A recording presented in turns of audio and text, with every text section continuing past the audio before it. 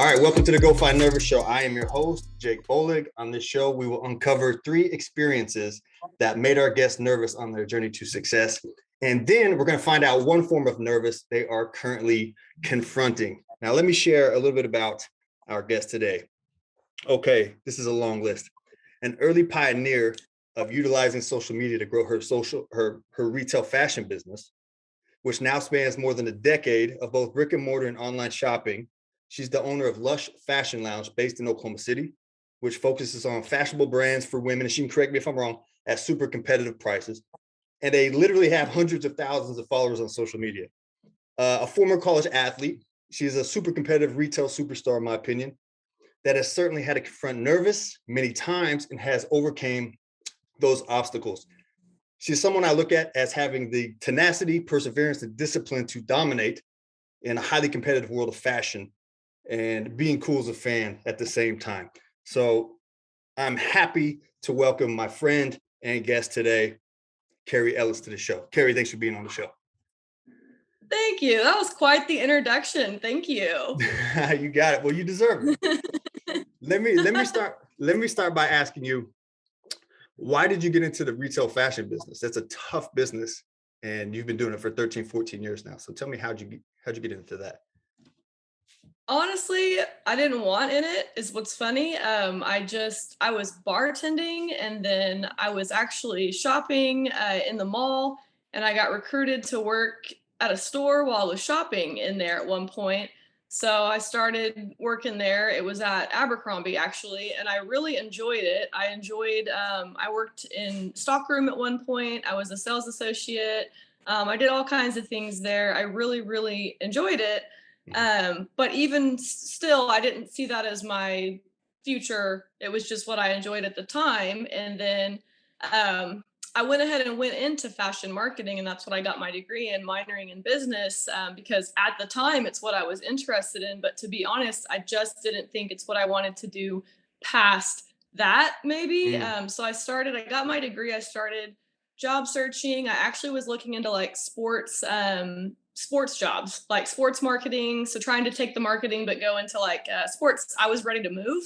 I was applying for jobs in other cities and all that. And just, I don't know, nothing out there seemed like it was going to satisfy me. So my dad kind of put it in my ear, was like, you should open your own dress shop. We can do this. And I'm just like, well, I don't really know anything. I mean, I know a lot about retail. My experience at that point was pretty good, but there was still a lot of the parts of the business that I had never done. I'd never bought merchandise. I'd never obviously owned it myself. So there was a lot that needed to go into it. But once he kind of put it in my ear, I thought, okay, maybe I can do this. And we just kind of started working on it, and the rest is history, I guess.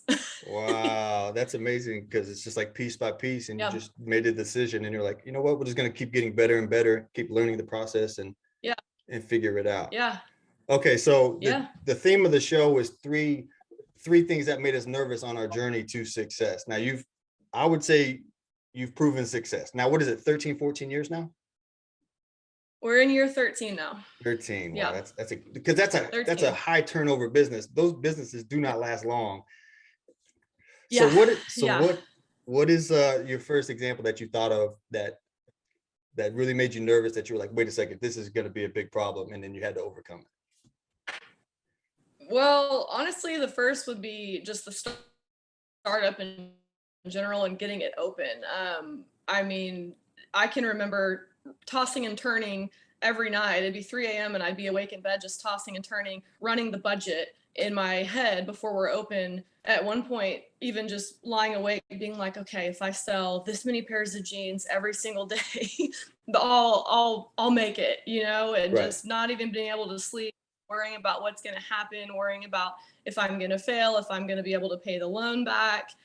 Just mostly running the numbers in my head and just trying to figure it out, and just, that was I was incredibly nervous. I mean, I was incredibly nervous during that.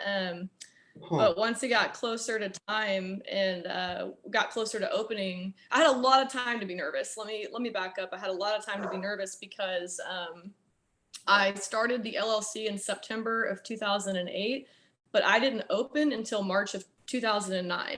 We were able to lock in a lease early to where we wouldn't, we had time to, it was brand new place. So we had time to do the build out, and I had time to really grow my opening inventory and get kind of my ducks in a row first. So I had plenty of time to be nervous before I opened. So lots Yeah. to be nervous about and plenty of time to be nervous during that time. But once we got closer to opening and things started falling into place, it was, I was still nervous, but it was a different kind of nervous. It was more excitement at that point. Transition. That it reminds me of one of my favorite quotes, that Yeah. fear loves time. And the more time we have before we do the thing, it allows us to bring every single reason for failure in. Yeah. Like you just make things up that never even get close to happening. And so what did you do in that space of running the numbers? How did you get through it day by day? Did you just have a discipline that you used, or did you just say, it's the end of the day, I'm going to start tomorrow? What was your process to get through that? Because I think a lot of people feel that. It was just I had work to do every day during that time. I spent, because I was graduated college at this point, so I was still bartending at night.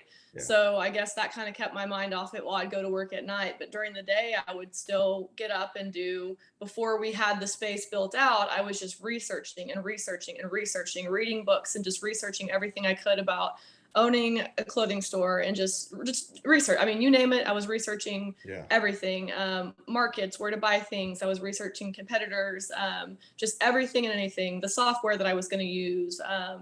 I mean, that took up a lot of time, to where it kept my mind off of it, and I kept focused on the goal, I guess you could say. Well, so just staying busy and just. Yeah, that's the tenacity it takes. It's like you can't shortcut the knowledge. You have to literally go into every nook and cranny and be willing to say, hey, I don't care how long it takes, I don't care how much time it takes, I'm going to figure it out. That's a great lesson. What's the second example of nervous that you came up with? Honestly, so that would be after we opened. So initially, once we got open, we had a really good couple of months. First few months, I had a really strong following and support group of friends and family that came out and supported me day in and day out. Grand opening was a huge success, and I feel like we just, I was sitting really pretty at that time, and I thought, okay, this is really going to work. Well, once the newness died off, the initial newness died off, that's when it started to get tough, and I was just trying to obtain new customers every day, get my existing customers to keep returning and return more often. How quickly can I turn this merchandise over? And just, that's when all the real headache really started, was after the newness wore off. And now I've got to figure out how I'm going to make this that successful throughout the rest of this time, and so that created a lot of nervousness. We were very, very, very slow at that point. So this would be maybe like 3 or 4 months into it. We were very, very, very slow, and we were very slow for a solid year, I would say. Wow. And it was just, at that point, my marketing skills were being put to test. And I think we still had MySpace at this time. This was in the MySpace days. So I was building, I had built kind of a following. Lush had its own MySpace page. And this is before Facebook had business pages, but I created a friend page, and I just named it Carrie Lush. So it wasn't my Carrie Ellis page, it was Carrie Lush, and my customers could friend request it. I made it private, so they would have to friend request it to be able to see the things I was posting. And I just started using that time while we were slow to put outfits on mannequins like 10 times a day and start posting the stuff that we had and try and draw people in there. I was putting mannequins outside the doors, trying to get foot traffic in this big shopping center to walk by and notice my mannequins. I was swiffering the floor like 5 times a day, just trying to stay busy to, like, I guess, offset how nervous I was.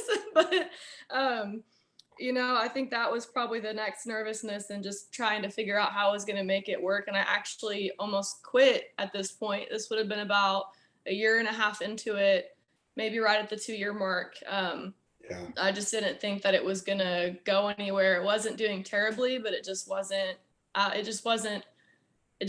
for me, I thought. And I started looking into applying to law schools, and then I was in a 5-year lease at the time. So I started trying to figure out how I was going to sublease the space. And Yeah, I don't know if you want to hear the rest, but there's a story behind that at this point as well too. Well, That I kind want of to touch relates to on, how I overcame it. yeah, I want to hear that in just a second. I want to touch on real quick though. You said something that I think a lot of people experience. You had that initial rush, the newness wear off, and then it's like, Hmm. okay, I can't pretend anymore. Like I got to figure this out. And you Yeah, had, I'm yeah. sure, every excuse possible to justify giving up at that point. A year in, you probably came up with 20 different reasons. I could quit, I could go to law school, I could do this, I could do that. But you Hmm. kept grinding on it and you're like, I'm gonna keep working, keep working. And then you found, well, you didn't find, you were one of the early people to get on social media and use it that way. Like you one of the Hmm. that's innovative what you did. You're like, how can I innovate? How can I innovate? And that's a great lesson as far as Yes. maybe it's not time to give up. Maybe it's just time to innovate for anybody that's listening. Yeah. Yeah. I found ways to like I love spend that. time while I was slow, but I was making sure I was spending the time trying to get better and trying to get more customers and get busy. I wasn't just gonna lay over and die, I guess, without a fight. Yeah, I love that. That's so important. Now, what were we gonna say? You said the story about what your lease, or what were you talking about? So yeah, so this was right around the 1.5, 2 year mark, and I truly thought that I might be ready to just hang it up and quit. And we when you're buying merchandise, you've got budgets, you can do it by category, and there's all kinds of ways to crunch different numbers and make sure you're doing the right thing. But sometimes it's as simple as just walking out and looking at your sales floor and diagnosing a problem there. And that's exactly what I did. It was just one day I walked outside, and this was a small store. It was like 1,100 square foot space at the time, but I think only like maybe 800 was actual selling space. And I walked out and I just looked around and I thought, this isn't appealing to customers. There's not enough stuff in here. Like if I want to go into a store, I want to see tons of options, and I just don't have that. I'm clearly not making my money. I'm not making the best of my money when it comes to buying, and there's just not enough stuff in here. As simple, as stupid as that sounds, like that's exactly what went through my head. And Yeah. at this point, I'm like, what do I have to lose? So I just went ahead and went all in. I mean, I had X amount of dollars in the bank at the time, and I just was like, now or never. It was the end of summer, so it was gearing up into back to school. It was about to be fall and holiday season, and I just took almost every dollar and just packed the place full of merchandise. Mhm. Just bought, and just kind of was like, we're just gonna roll the dice and see what happens. And I packed that tiny store from floor to ceiling. There wasn't an empty square Wow. inch in that place that wasn't full of merchandise, and that kind of we just took off shortly after that. It's like it just happened overnight. Wow. So you're like, basically saying, how can I provide more value? I mean, that's like a different way of saying it. It's like, how can I Yeah. provide more value? But that was probably Yeah. idea. What idea do you think that was? Like number 50 on the idea list? Like you had probably been through so many ideas before you came across this Oh, simple thing of like, let yeah. me just give them more options. Yes. Yeah. It was kind of like the last, like I said, I had nothing to lose at that point because I thought that I might be moving on. So I was like, let's just go all in.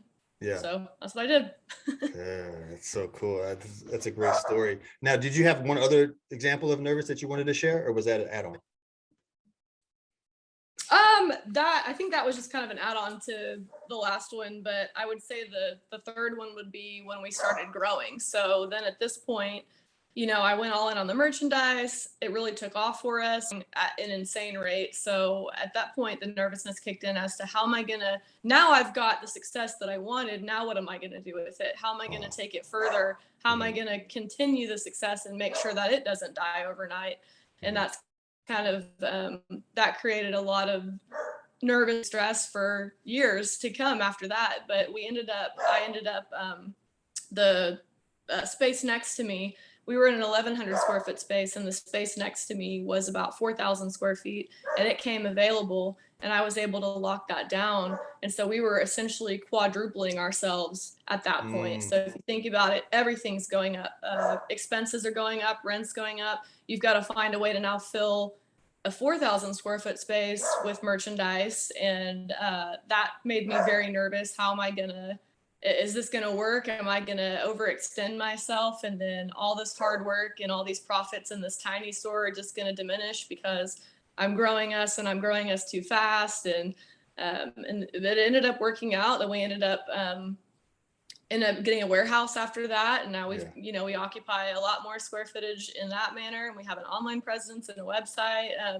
But yeah, that nervousness was probably just as bad as the pre-opening nervousness, whereas I'm back to tossing and turning at night, running the new numbers for the Right. new store, and how am I going to make this work? And okay, now if I sell this many pairs of jeans a day in this store or whatever, Yeah. dresses, t-shirts, like, okay, I need 10 people to come in and buy this much or whatever. I mean, way more than that, but you get it. Yeah. So, yeah.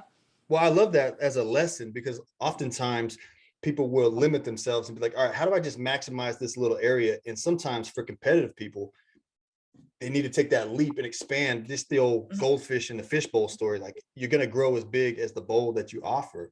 Mhm. And Yes. that's a great lesson is, you get to that level. Okay, do I stop here or do I take a big expansion? And if you're competitive, oftentimes that nervous is the step to take. So Yeah, yeah. I mean, yeah, I think it goes back to, I think it's just in your blood. Like, I remember my parents saying when I was a kid, I would always put like way more food on my plate than I really could eat or intended to eat. And I think about that all the time. I'm like, yeah, that makes sense.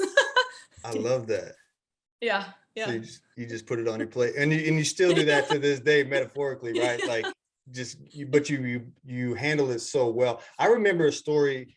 I've known you for a long time. I remember a story, and I don't even know if you remember this, as far as overcoming nervous. One time, like, your social media got turned off or something like that. Oh, I yes. Oh, I remember this. remember.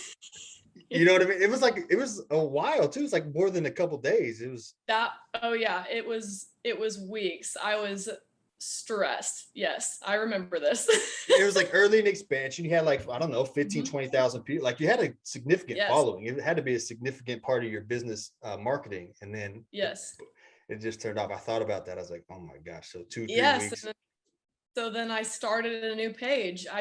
We were locked out. It was actually right at the expansion time. We had just gotten into the new store, and then we were Yeah. launching. No, actually, it was before the expansion. We were in the old store because we were working on our website at the time, and the developer did something on the back end to kind of connect our Instagram feed to our website, Mhm. and it like tipped Instagram off to think that it was a bot or whatever. It was a security alert, and they locked us out. And you were supposed to just simply be able to get a code to your email to get back in. And there was some glitch, and I was reading blogs about it and all kinds of stuff, and the code would never send. So essentially, we lost our page. It was weeks, and so I started a new page and tried to regrow the following. But I mean, you can't, that type of following now even is hard to grow. This is back when it was still before the algorithm got a little bit messy. But Yeah. it was, yeah, I was stressed.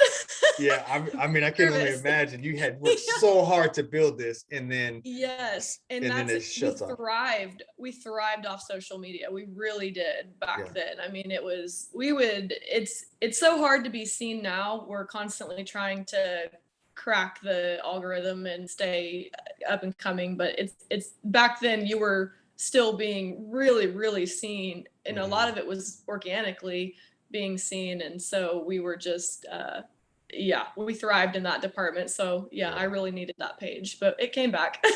But you persevered through it, just like everything else. Yeah. Yeah. We got a few minutes left here. What is Carrie doing now? What is the big challenge now? You expanded into the room. I mean, 13 years, like you said, lots of Mhm. big things going on. You got lushfashionlounge.com, right? Mhm. Yeah. Big warehouse for that. What's Carrie doing now?